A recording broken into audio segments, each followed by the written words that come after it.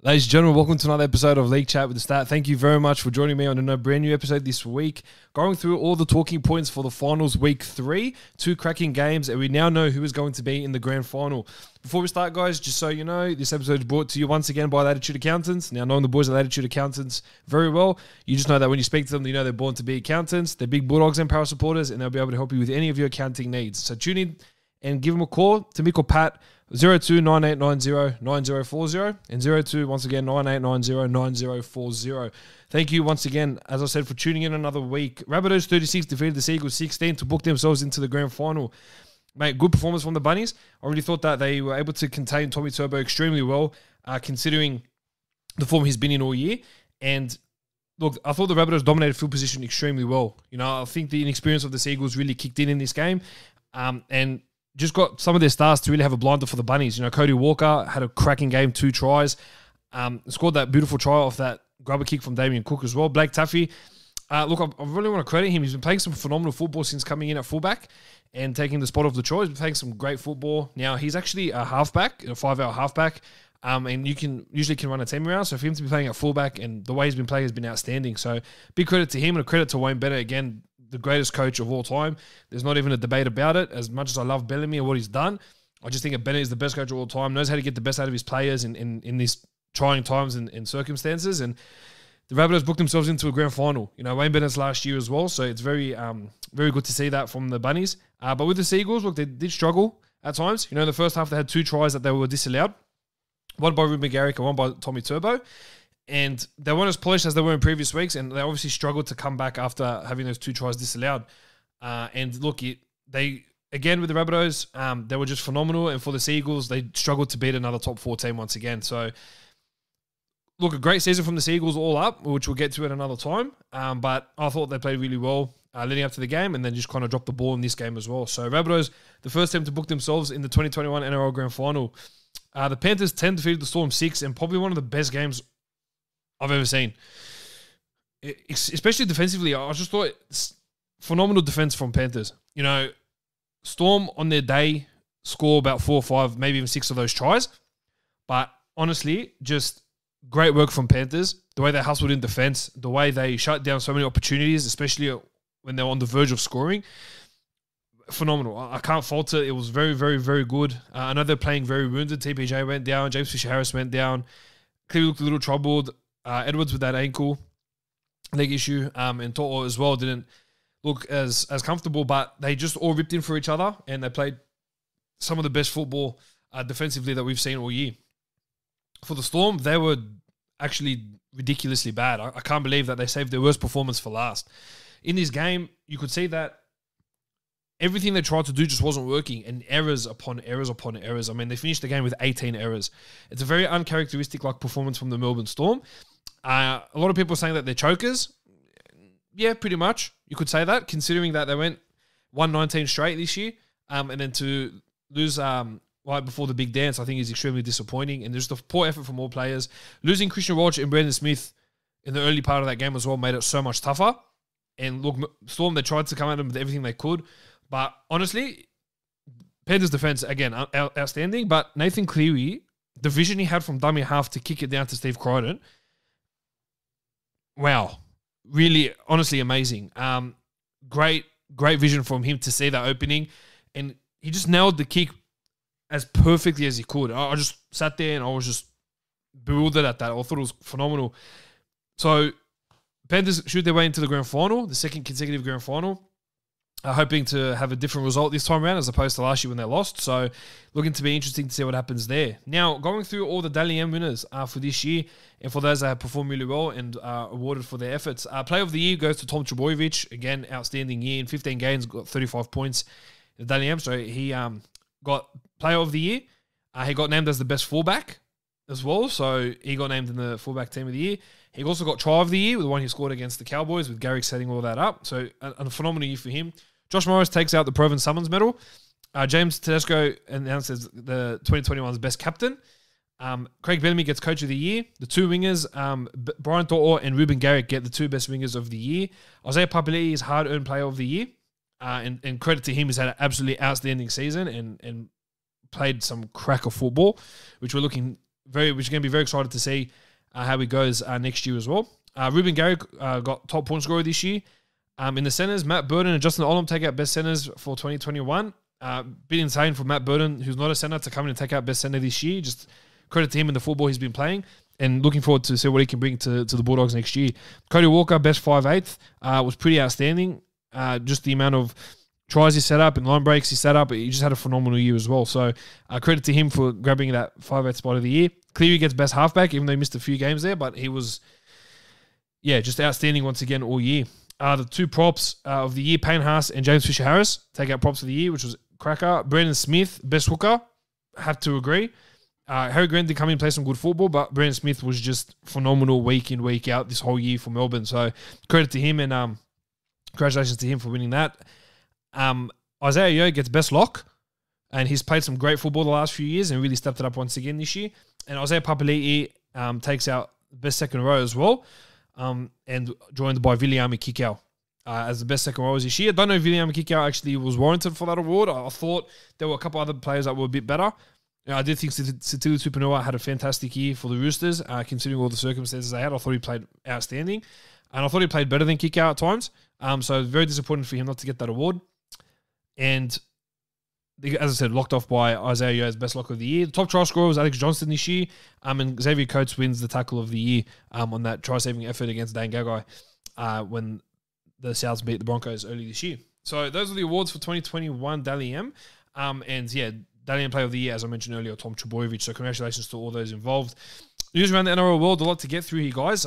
Even though it's only been a week just before the grand final, still so much happening in terms of the rumour mill. TC Rabadi received a $1,000 fine and a 6-month suspension of driving due to the incident he was involved in last week.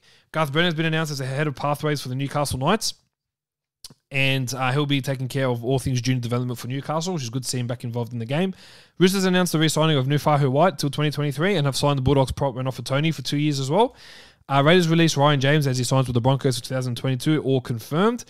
Penrith are having some salary cap issues as well, so they're looking to potentially offload 2 players, Charlie Staines and Spencer Leniu, both who re-signed for 3-year deals, so they're looking to try and get the cap space in to re-sign Viliami Kikau.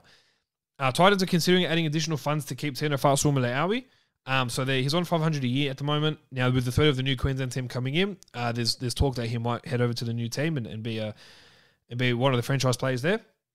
Considering all things there, that's not looking to be the case. They're looking to put another $300,000 on top of his contract. Don't think he's really worth that money, but they want to keep him there for the next 3 to 5 years and hopefully lock him up to be a Titan for life. Billy Slater was announced as the new Queensland coach, which is, congratulations to him. It's going to be exciting to see. Now, people are saying they're not sure whether it's going to be very good. A lot of people are saying that, he's very inexperienced, only been out of the game for a couple of years, but he was under the tutelage of Craig Bellamy, who performed well he's been a phenomenal coach for the Melbourne Storm. But if he gets potentially better next year to come in and be taking care of things and helping him and guiding him along the way, and he's looking to build a team around Jonathan Thurston, Cameron Smith, and Greg Inglis. I mean, we're talking some seriously cracker coaches to come in and to Julian how to get around New South Wales. They dominated those players I just mentioned, as well as Cooper Cronk, who's already part of the Queensland board, have dominated for 10 out of 12 series or 11 out of 12 series in their time playing together. So when they come in together and they want to come in and wreak havoc against the Blues, I'm actually very, very cautious. It's a phenomenal signing with Billy Slater being announced as a new Queensland coach. Shino Harris-Tavita has been rejected for early release from the Warriors. I was looking to get released early to head to a new club, but that's been rejected from the Warriors at this stage. Phil Gould has shut down rumours about Nick Kotrick, who was looking to be potentially released to Parramatta. Parramatta tried to have some conversations, but Gould said he's very happy and he's going to keep him there. Reece Walsh was arrested with cocaine on him. He's going to be given a fine to be announced on Tuesday. And look, a bit hard for the 18-year-old kid. He was having a pretty cracker night, it seemed by the looks of it. And then to get done with cocaine is not a good look, considering he kind of came out early in the year and talked about how the use of drugs has not helped in his family. So, look, poor error of judgment on his behalf, but I'm sure, and I know that he started drugs and alcohol counselling as well, so I know that the Warriors will take care of him there, and this is a minor hiccup into what's going to be an outstanding career for Reece Walsh. On another issue with the cocaine, Cam Munster, Brandon Smith, and Chris Lewis were seen in a video with cocaine, looking to be announced with punishments on Tuesday. Now, hearing that they're all going to have to front the media and they're going to have to front the Storm board and as well as the fans and the sponsors to the actions they've done. Very uncharacteristic for Melbourne-like players to get done with these sort of things. But it comes as no surprise. Now, I'm convinced that about 90% of players get involved with coke. throughout their playing careers, and it's just a matter of them getting done. Now, again, it's just a personal opinion. It's not something that I know for a fact, but my opinion is that there are a lot of people that do coke that don't get done, they don't get found out for, and it's just a matter of those guys getting found out. What I'm not a big fan of is those people recording. I don't see the need to be recording every minute that someone does something crazy or something fun, or even something in general. I mean, the players, they need to be watched out for. Now, I'm not saying that the use of cocaine is fun, but I'm saying in every second, a player's always being recorded. If they're walking down the street, if they're going shopping, or if they're with their families, they're always being recorded or taking photos by someone, waiting for someone to see something for them to slip up. So I think it's really poor that there was cameras in that room. But again, you're going to get punished for doing things like that. So can understand why the Storm are going to come down hard. So they're going to be hearing about the punishments on Tuesday. Now, Mitch Rainer has been linked with the Eels. Now, Joey Lussick has signed a deal to sign Super League. So he'll be potentially looked in as cover for the hooking stocks there. ICS Oliola has announced his retirement from the game. A phenomenal player over the course of his entire career. Played for Roosters, played some Super League as well, and then came back, finished his career in Canberra. So an absolute legend of the game, someone who's devoted so much time on the field as well as off the field. So congratulations to you, ICR, and mate, all the best in your retirement. The Raiders have announced also the release of the following players. Ryan James, as I mentioned, to the Broncos. Saliva Havili is rumoured to go to the Rabbitohs. Dunamis Louis is going to head back to Queensland, potentially Queensland Cup. He's turned down a couple offers at this stage in Super League. Caleb Aikens and Darby Medlin have also been released as well. Jamal Fogarty has been told and has been given permission to discuss his future with other clubs. Raiders are looking to offer a 2-year deal and are looking likely to get him at this stage. Curtis Scott has been linked to the Dragons and the Tigers to kind of resurrect his career. Bulldogs are going to be the first club to have mandatory COVID jabs, which I think is very interesting. They want to have the whole club, players, staff, anyone a part of the club to be double vaxxed before they go back to work November 1st. Bulldogs have tabled a 2-year deal to Braden Burns, while Sharks and Tigers are also pretty keen. They've also announced the signing of Max King from the Storm on a 1-year deal. Now, more of a depth signing. It's the 10th signing the Dogs will make, and if they get Braden Burns on a 2-year deal, be looking to be the 11th signing that the Dogs are looking to make for season 2022 and onwards. Ash Taylor looking to take a massive pay cut to sign a train and trial deal with the Warriors. Kane Evans will be looking to be offloaded to the Super League, considering his poor form in the NRL. He'll be looking to finish off his career there, and the Warriors are trying to offload him at this stage. Huddersfield Giants have signed Danny Levo on a 2-year contract, so Danny Levo will be heading back to the Super League. Listen Armiel, another phenomenal stalwart, has announced his retirement from the game. Turned down some offers from Super League and NRL just to be with his family due to the uncertainty with COVID and everything going on. So he's announced his decision to retire. So congratulations, Leeson, on a wonderful career that spanned across the Warriors, the Cowboys, and the Dragons. Sam Lozoni is re-signed with the Titans till 2024. And Ofahige Ogden and Christian Crichton were let go by the Dogs. Ofahige Ogden actually had a 2-year deal penciled in for himself early in the year. It looks like the Dogs have actually stripped that off him, and they've said that he's free to go. So he won't be re-signed. And then on top of that, Ofahige Ogden was found with cocaine last night, and he was in possession of cocaine. So not a good look again for the NRL. Right on the eve of the grand final, 5 players actually going down and being caught with the use of cocaine, which is very disappointing to see. And so Ofahige Ogden and Christian Crichton not offered new contracts beyond this year with the Bulldogs. Now the grand final, the big thing we're talking about, the Panthers coming up against the Bunnies. I called the Bunnies in the beginning of the year to be in the grand final and win it. So I'm sticking with that decision. Now, from what I've seen, the team is named 1-17. Penrith are coming in with a lot of injury clouds.